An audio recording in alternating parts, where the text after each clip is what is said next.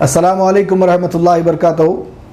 कल रियासत कर्नाटक के सदर मुकाम बेंगलुरु में नवीन नामी शख्स की जानिब से फ़ेसबुक पर नबी पाक सल्लल्लाहु अलैहि वसल्लम की शान अक़दस में गुस्ताखी की गई।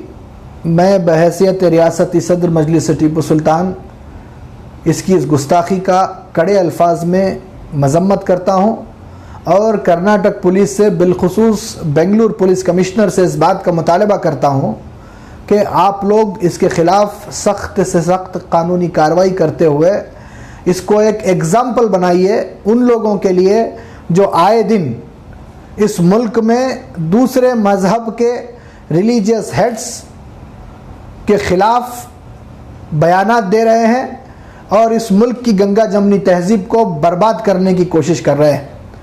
इस नस्ल हराम नवीन के पोस्ट से हमने देखा है कि कल पूरा का पूरा बेंगलुरु का माहौल ख़राब हुआ और डीजे हल्ली पुलिस स्टेशन में जो वारदात हुई, जो हादसात हुए, वो भी मीडिया के ज़रिए पूरे मुल्क ने देखा है। मैं इस वारदात की भी और इस हमले की भी सख्त अल्फाज में मज़म्मत करता हूँ और मैं कर्नाटका पुलिस को ये बात बताना चाहता हूँ कि कल की जो वारदात हुई उसमें मैं समझता हूँ कि 50% के ज़िम्मेदार कर्नाटका पुलिस भी है।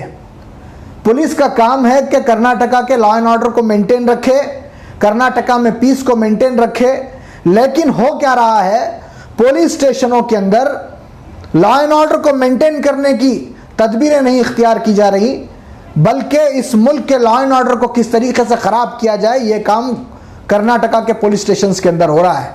इस मुल्क का संविधान कहता है, इस मुल्क का इंसाफ कहता है, इंसाफ का सिस्टम कहता है कि भले ही 10 कसूरवार छूट जाएं लेकिन एक बेकसूर को सज़ा नहीं होनी चाहिए।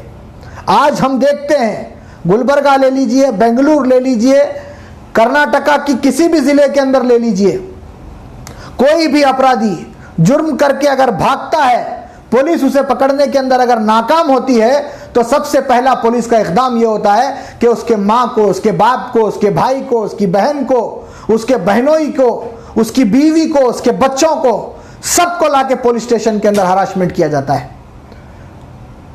और तर्क यह दिया जाता है कि इनके साथ इन्वेस्टिगेशन किया जा रहा है और पुलिस ऑफिसर्स ये कहते हैं कि प्रेशर बिल्डअप होगा उसे और वो आके सरेंडर करेगा।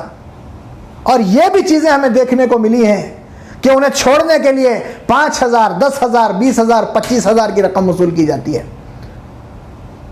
आज पुलिस स्टेशन के अंदर ये काम हो रहे हैं। पुलिस का काम यह है कि लॉ एंड ऑर्डर को मेंटेन रखे। जितने भी बार इस तरीके के कम्युनल एक्टिविटीज को जिससे पीस खराब होता है पुलिस के सामने रिपोर्ट किया जाता है, एक के ऊपर भी अब तक एक्शन नहीं लिया गया।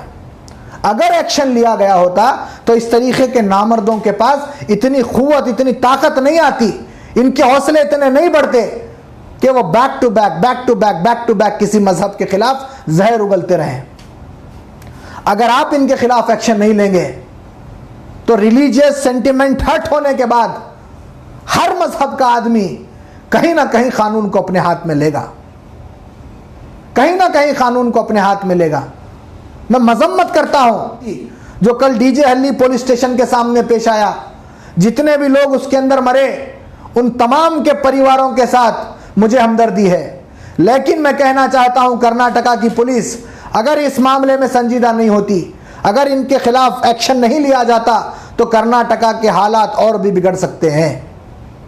कर्नाटका के हालात और भी बिगड़ सकते हैं। आपको सख्त से सख्त कानूनी कार्रवाई करनी पड़ेगी। इस तरीके के जो भी केस आपके पास रिपोर्ट हो रहे हैं आपको उनके खिलाफ एफआईआर करनी होगी, उनके खिलाफ रिलीजियस सेंटिमेंट को हर्ट करने का केस बुक करना होगा। उसके बाद उनके खिलाफ कानूनी कार्रवाई अगर करेंगे तो कोई अपने हाथ में कानून को नहीं लेगा, कोई अपने हाथ में कानून को नहीं लेगा। लेकिन होता क्या है, जाकर मेमोरेंडम दिया जाता है, उस मेमोरेंडम को कचरे की कुंडी में फेंकने का काम कर्नाटका की पुलिस कर रही है। और कल का जो इंसिडेंट हुआ, ये इस तरीके के वाकयात हमने यूपी में देखे थे, हमने गुजरात में देखे थे, लेकिन बहुत अफसोस हुआ कि कर्नाटका की आवाम भी इस कदर तशद्दुद का काम कर रही है। मैं डीजे हल्ली के और बेंगलुरु के तमाम नौजवानों से अपील करता हूं, आपको नबी पाक सल्लल्लाहु अलैहि वसल्लम का वास्ता, आपको हजरत फातिमतुज़ ज़हरा रज़ी अल्लाह ताला अन्हा की दामन हया का वास्ता, आप इस मुल्क के कानून को अपने हाथ में मत लीजिए, इस मुल्क के संविधान को अपने हाथ में मत लीजिए। हमें इस मुल्क के कानून पर पूरा भरोसा है। इंशाअल्लाह उस नस्ल हराम को जब तक हम सजा नहीं दिलाते, इंशाअल्लाह हम इस जद्दोजहद को जारी रखेंगे। हमारा इस्लाम हमें ये तालीम देता है कि हम जिस मुल्क में रहते हैं उस मुल्क के कानून को अपने शरई कानून की हैसियत दें। मैं अपील करता हूं बेंगलुरु के और कर्नाटका की तमाम ज़िलों के नौजवानों से कि ज़्यादा जज्बाती होने की ज़रूरत नहीं। इंशाअल्लाह इसके खिलाफ कानूनी कार्रवाई के लिए पूरे कर्नाटका के लोग मिलकर खड़े रहेंगे और इस मुल्क की और इस रियासत की गोदी media, communal media particular section को इसके खिलाफ जिम्मेदार ठहराने की कोशिश कर रही है।